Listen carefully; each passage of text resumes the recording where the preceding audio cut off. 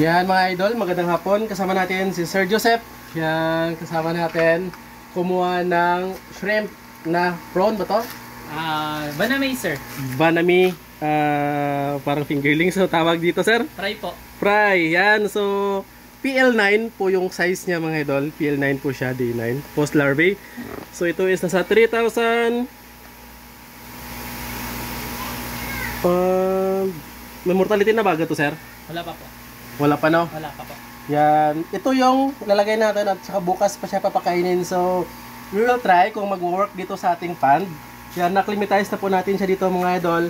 Ang problem lang, kasi chlorine po na panglaban na lagay natin. So, hopefully, magiging okay po siya. Mayroon pang daon ng langka, oh. At the same time, mga idol, ang medyo mali natin dito is one time lang natin, one day lang po natin nababad siya sa from nag-apply po tayo ng Flexiband dahil sa leaking natin. Yan. At saka ngayon po is meron tayong nitrite na 0.25. So hopefully tolerable. Pero meron pong nadodahon. Meron pong plaque na po ito siya na 5 ml in a liter. So sana magiging okay po siya mga idol. So we will update soon kung paano kung magsusurvive ba ito. Kasi hindi ko alam kung paano ko siya makikita kung buhay pa sila. No? Sobrang liit. So, after natin mag-aral ng Bioflak Technology sa Malaysia, we'll apply dito sa ating setup kung saan meron tayong 3,000 na Banami dito lang sa 5.5 cubic natin na pan. So, after ma-acclimatize, check natin yung kanyang salinity dahil 18 yung salinity natin sa pan. Check natin ito kung compatible sila. Yan. Using salinity meter test dahil yung digital natin is hindi siya accurate. Uy, malis na siya.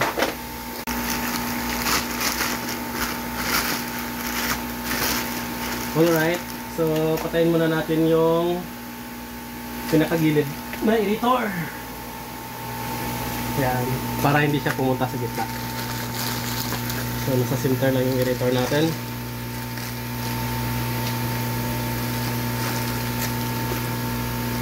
Or patayin talaga natin yung irritor mismo. Yan.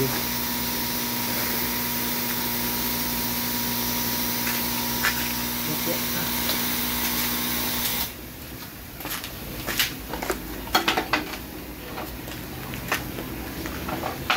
Okay mga idol, ito yung refractometer natin dahil yung digital, ang kanyang reading po is 10.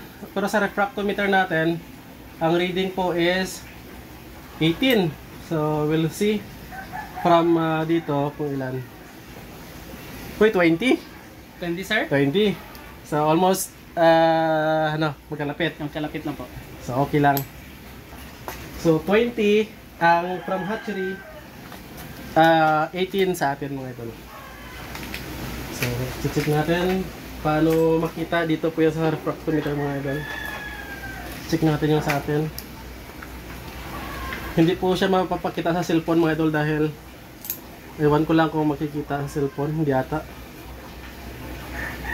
Yan, nasa 18. 18 nga sa atin. Pa-check sir. Nasa 18 siguro yan. So, dagdagan natin. 18 sir. 18 no? 18.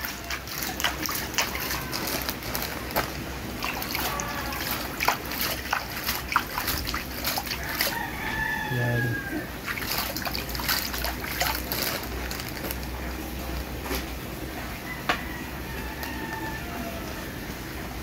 Parang hindi na sila gumagalaw sir. Patay na ba yan? Hindi pa po. Nag-adjust na yan sir. Tingin daw. Parang hindi ko makita masyado, sobrang liit no. Kanina kasi magulo sila no. Apo. Ay yung nasa bottom, buhay pa yan sila. Apo sir. Oy, buhay pa yan siya mga idol ha. Titignan natin kung matay dito. Hindi kasi siya makikita. Siyempre mga idol, ang problem lang kasi nag-leaking tayo. So naglagay tayo ng epoxy. After ng epoxy natin, nag-leaking ulit. So naglagay tayo ng Flexiband. So 1D lang yung Flexiband natin na niloblob sa tubig, binanlawan na natin and ito na. So tapos ang problem lang is chlorine kasi ang nilagay natin dito na panglaba. Yun yung medyo mali natin. Hopefully okay siya, hindi siya mamamatay. Malalaman natin soon. Yan. Pag dito buhay pa naman sila siguro, Yes, no? po. Ayan sir. Gumagalaw sir. Oo, gumagalaw. Sadyang sa ilalim lang sila. Yes po. Tanday kanina na magulo sila sa taas.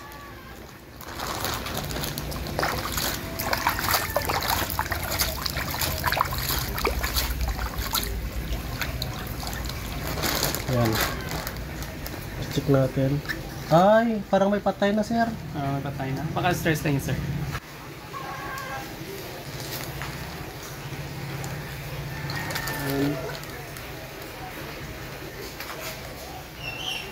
Mhm.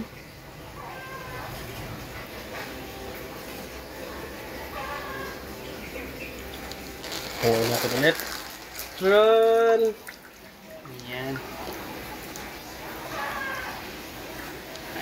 Gumagalaw sir. Sa taas, no? Pero sa baba. Hopefully buhay lahat, no? Yes sir. Kasi sa bottom sila. Ano, bago tayo kasi mag-down ulit, oh.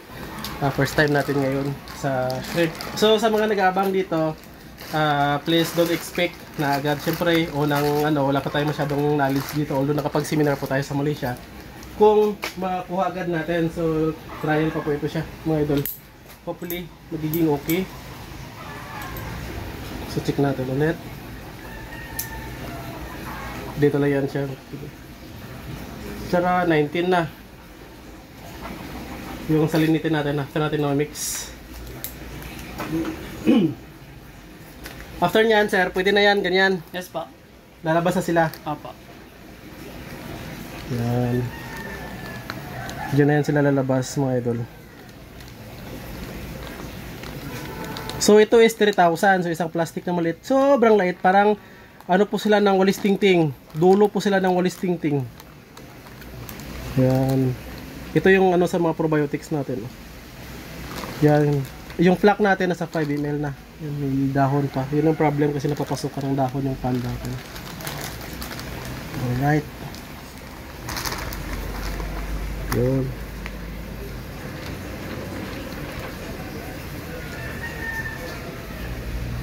Okay, yun na muna update. Tomorrow po mag-update po tayo, mga idol.